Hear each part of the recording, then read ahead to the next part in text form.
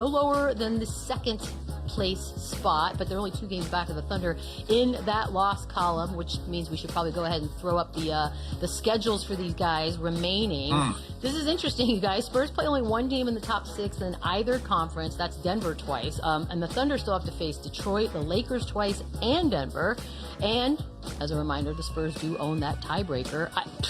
Lou, is there a world in which the Spurs finish atop the Western Conference?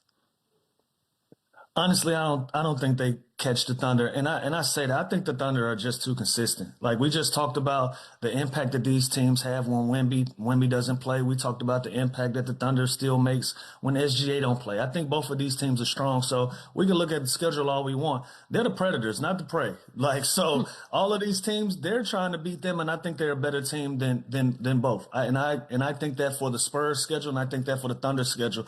I just don't think the Thunder is going to give away any ground to allow the Spurs to get back in. Like, think about how hot the Spurs are, and they're still 2 games behind OKC because of what OKC's been able to do as a collective. And now that you add Jalen Williams back into the lineup, somebody that's going to play a ton of minutes, that needs his rhythm, that's trying to get back into a rhythm going into the postseason, I don't think this is a team that's gonna let up whatever the schedule presents them. And so for that reason, I think the Spurs don't catch them. Spurs are fire hot, don't get me wrong, but I think the Thunder are just too consistent for them to be caught.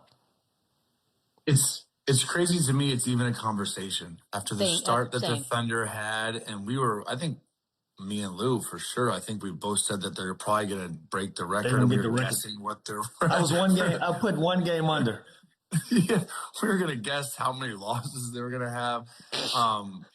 And that was when the first time we saw some blemishes, right? We saw some that they were human and that they were beatable. And then since that little drought, they have just completely taken back off again. And they've done it while Jalen Williams hasn't been the Jalen Williams that he was last year. They've done it while grooming the other Jalen Williams and AJ Mitchell and Isaiah Joe and getting these other guys so much valuable playing time and experience that I do think is going to help them in the long run. It's a great story. I hope that they do, and deep down I know that the Spurs, that they are going to be guns blazing these last 7 or 8 games or whatever it is to try and catch them, just to prove a point. They're both young, they're both up and coming, they both have MVP candidates, and there's this little budding rival here between the two of them. Just how perfect and how set up their future and their present is right now.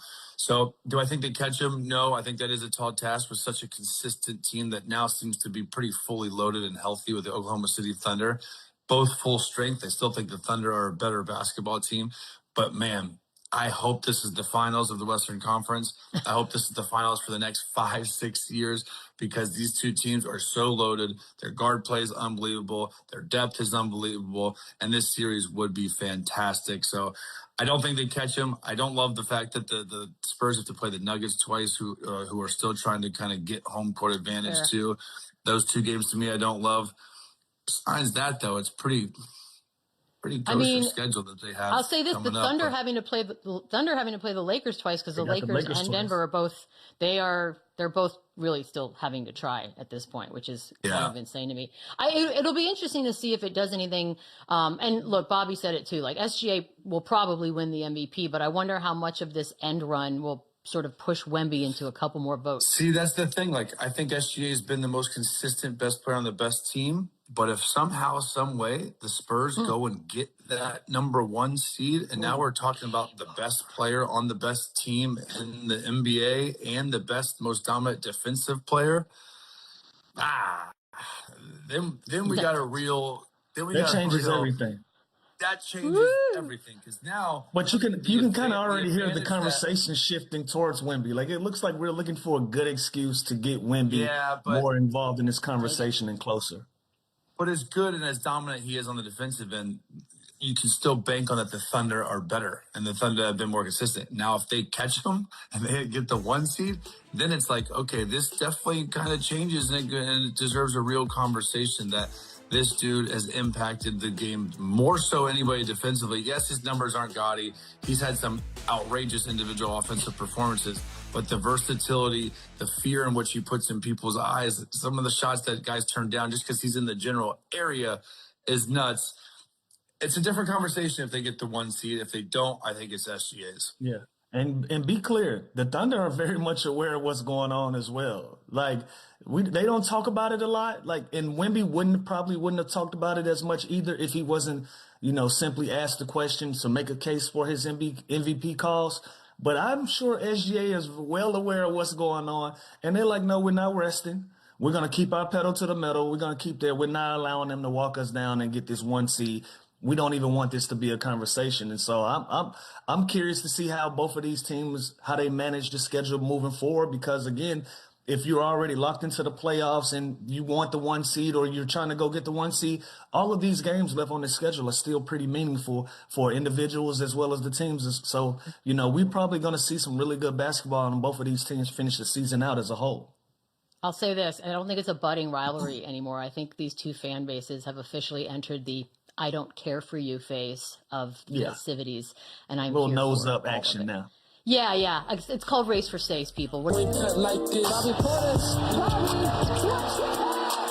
Good. On the top like this. Hey, that's Bobby being Bobby right now. Talk like this. Yeah. He is back. Welcome. Good morning, Bobby. Thank you as always. Look, we're going to get to the NBA and all of that, but we got to talk a little college hoops for your Arkansas Razorbacks. Losing to Arizona, which I suppose if you're going to lose to somebody, it's one of the teams you're supposed to lose to. But Acuff, people are really starting to know who this kid is. How bright a future do you think he has? First off, man, I want to just speak on Arizona. Arizona a tough out, man, for anybody to play against, for real. They physicality they play with.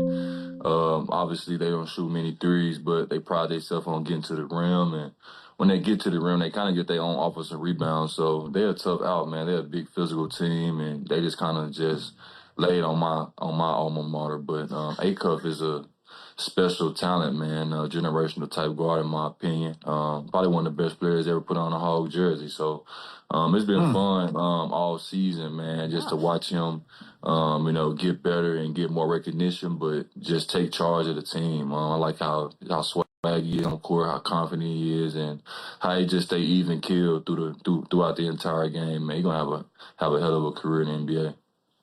Absolutely. He's made a fan out of me in March Madness, for sure. Loving it. Bobby, I was saying off air before we came on, man, I commend you because of the season that you guys are having through all of the adversity.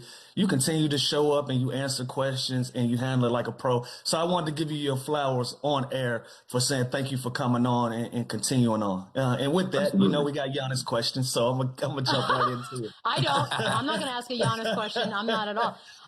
No, but he's right, because there are a lot of folks that would just be like, yeah, I'm out. The season's over. I don't need to do anything else. Let's just get to the end. So what are the vibes like right now in and around the locker room, going into work? Like, what is it like? Yeah, obviously it's weird. I think we got eliminated from postseason contention, a couple of days ago. I've been here since 2020, and 5 straight years that I've been here, we've been in the playoffs. And our goal really wasn't just to make the playoffs. It's always been to win championships. How can we make it to June? How can we be the last team standing? That's always been the goal. So, coming into the season, I never thought that, especially with the roster we have, that I thought that was pretty good with great players, that we wouldn't, be in the playoffs at all. So it's kind of weird for me personally. I can't speak for anyone else, but for me, definitely weird, that weird feeling of, once the regular season's over, it's over, right? Most of the time when the regular season's over, you have 2 or 3 days to, prep and watch the play-in tournament and watch who wins those games. And then, you find out who you're playing, whether you're, 7, 8 seed or whether you're, 3, 4 seed like we was the last couple of years. So definitely a weird place to be in, but I think the future's bright. Bobby, last week, one of the co-owners of the Bucks, Wes Edens, he had some stuff to say, and he basically was very cut and dry. He said Giannis can either sign an extension or Giannis can be traded. Now, which of those two do you think are more likely? Obviously, you hope to have him back, but you never really heard in the middle of a season. Obviously, the playoffs aren't in the picture now, but you never really heard an owner come out and just say that during the season. Yeah, I think he's like extension eligible, like October 1st or some stuff like that. So that's a long ways away.